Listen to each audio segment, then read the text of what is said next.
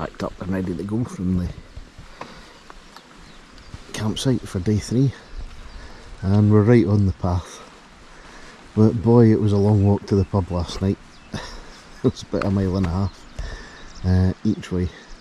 Worse coming back up as it was all uphill. But quite a misty and cold morning. It's not the warmest, but I suspect this might lift, hopefully, as we go. But we're heading up on a big loop now. In the next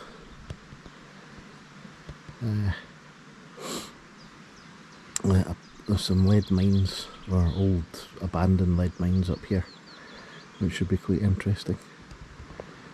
But yeah, fortunately it stayed dry for us so far in the tent, but we're in a B&B tonight, so the weather doesn't matter too much.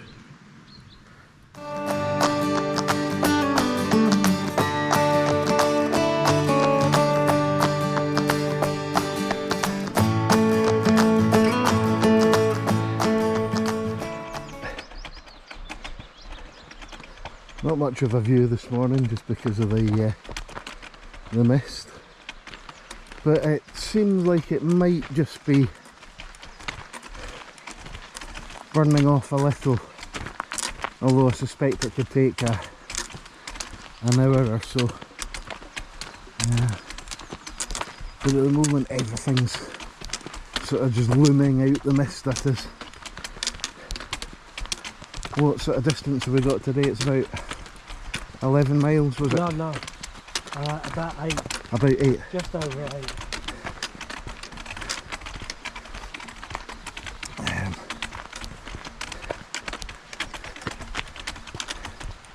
But it's a nice temperature for walking just at the moment, especially going uphill, not warming up too much.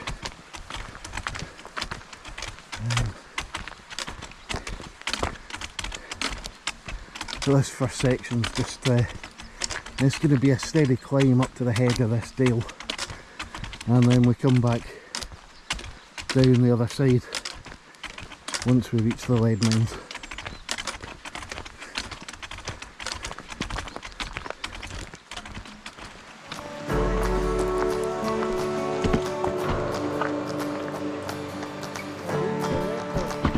I think it's the start of the workings, yeah.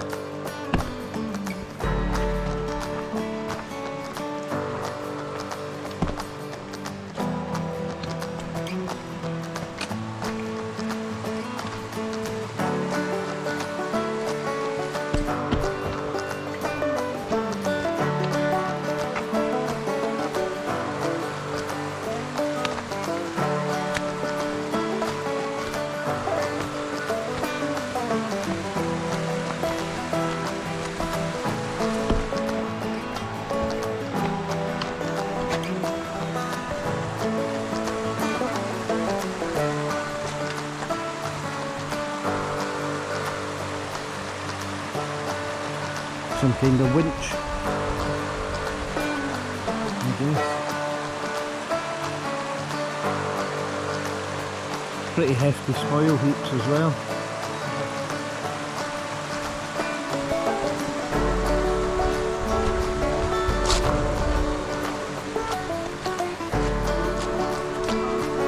Through the mud.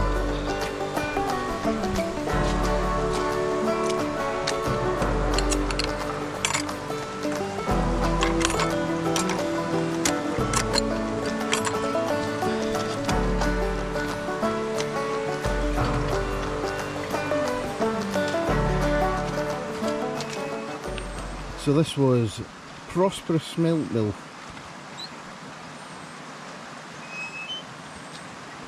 And ran up until 1904 apparently, or it's in 1904 it's described as being in ruins.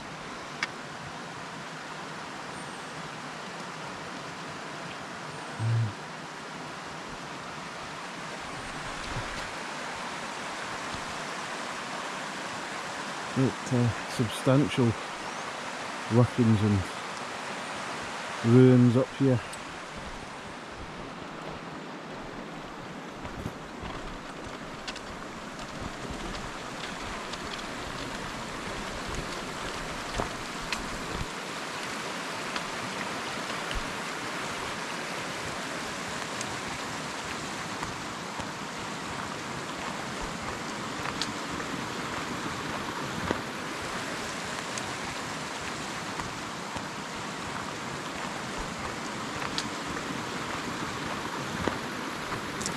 Always find there's something sad and eerie about these places. The desolation and just the way they've been abandoned.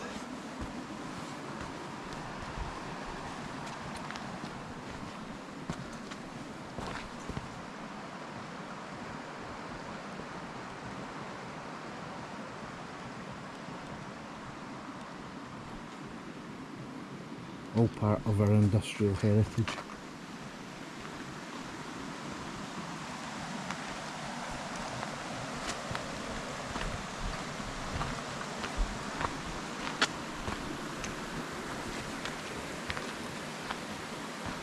And only in production for around 100 years.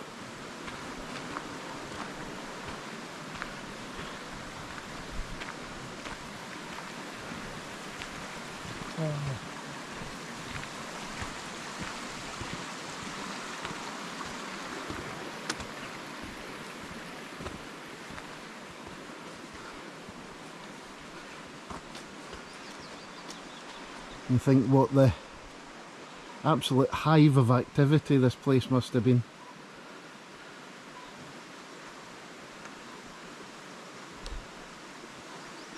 And it's pretty much silent apart from the bird song in the river.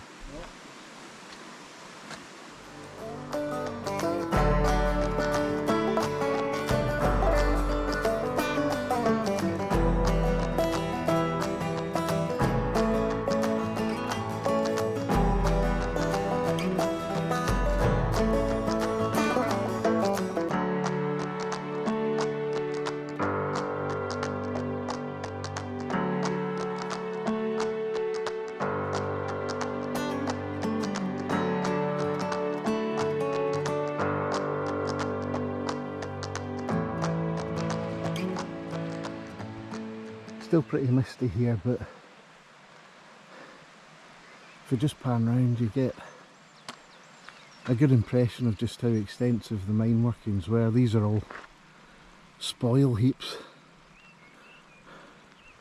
for the mine.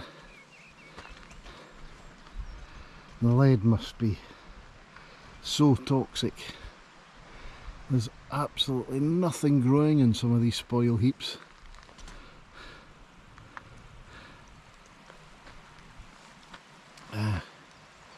Really just a barren wasteland where they've dumped the spoil.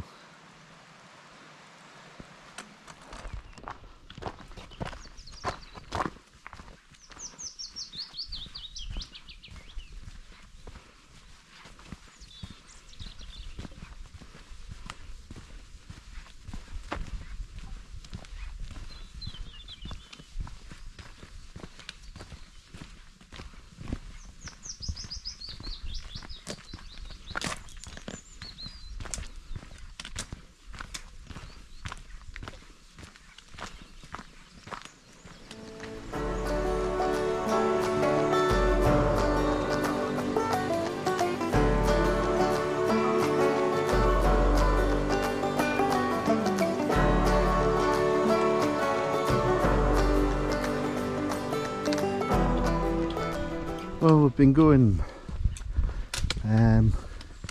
good hour and a half, and the mist doesn't seem to be lifting, but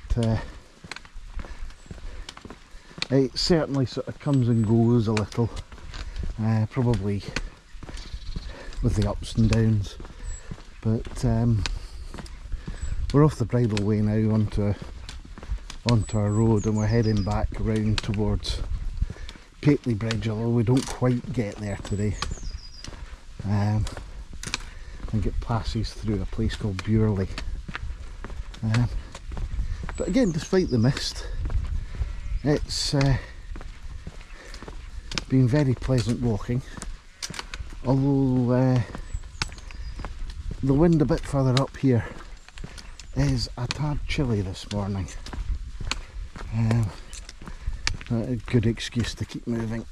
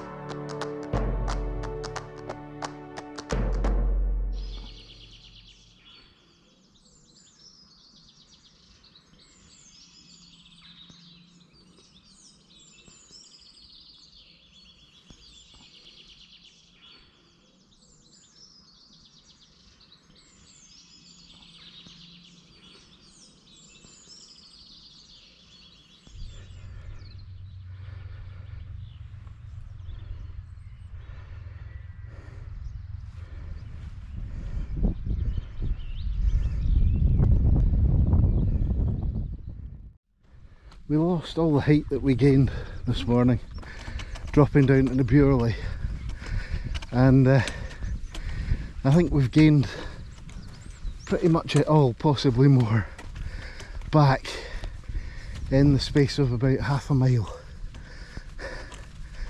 leaving the village. That was quite a tough walk up the hill here. But is that one of ours there? Where? Oh, no. Yeah.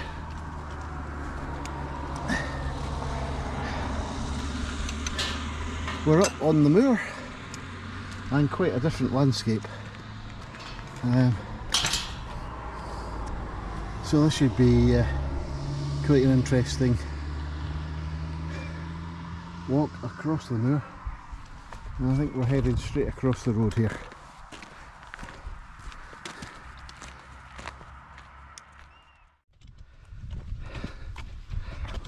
Well, we're still climbing, and as you can see, the mist hasn't really cleared, but we're still below the cloud line, and there's some structures just up ahead which were built as a folly. I can't remember the name off the top of my head. I'll annotate the name on the screen. But apparently these were built simply to provide employment for some locals, and they were made to look like ruins. And there were 3 towers originally, but one has since collapsed. I think there'll be an information board up there that we can have a look at. I'll be able to give a bit more.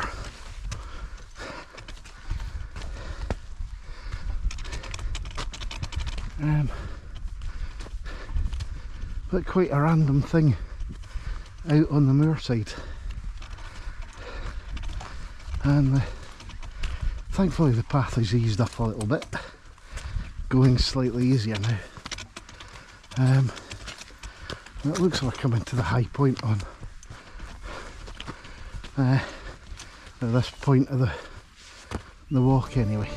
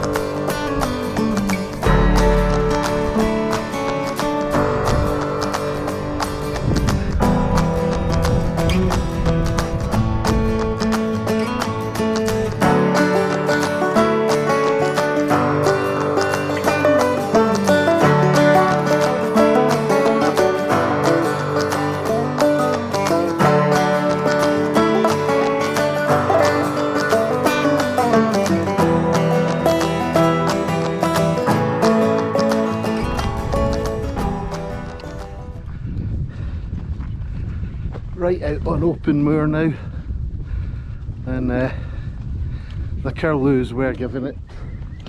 Oh, there they go again.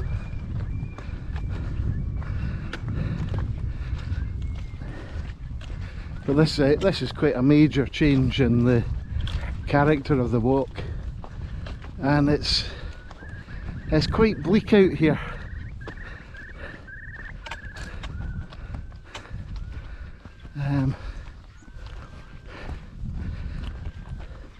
And if the mist were right down, this could be potentially quite a challenge, although the footpath here is well trodden.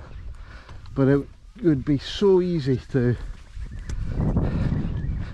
misstep out here and get yourself lost. This is map and compass territory, really.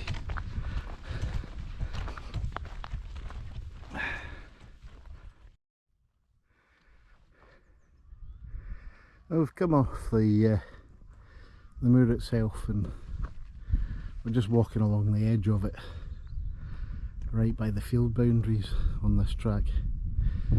But it's really quite the impressive landscape.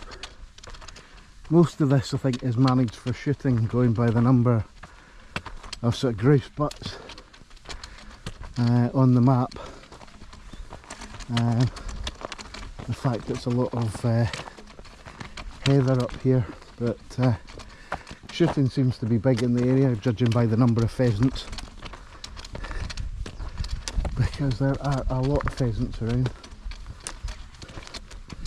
But I suspect this will be more grouse up here than anything else.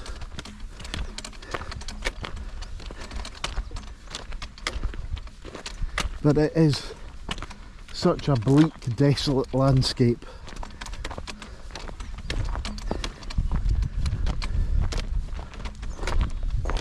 Added to by the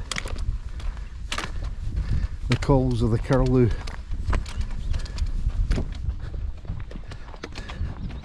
And it seems that the mist is finally getting itself burnt away, and we're getting a bit of sun coming through. So it's going to probably warm up quite rapidly in the next half hour or so. But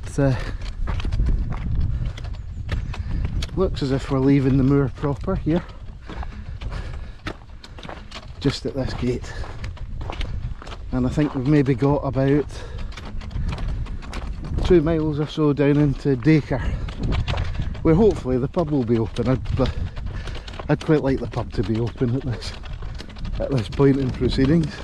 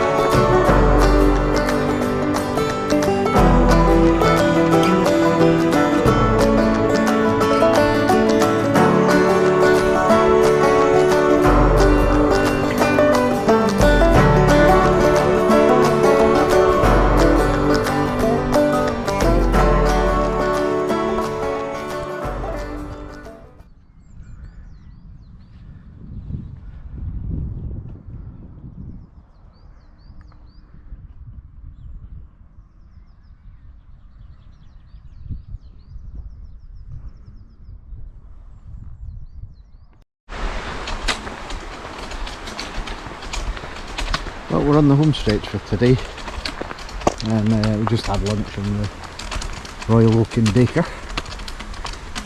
which was very nice.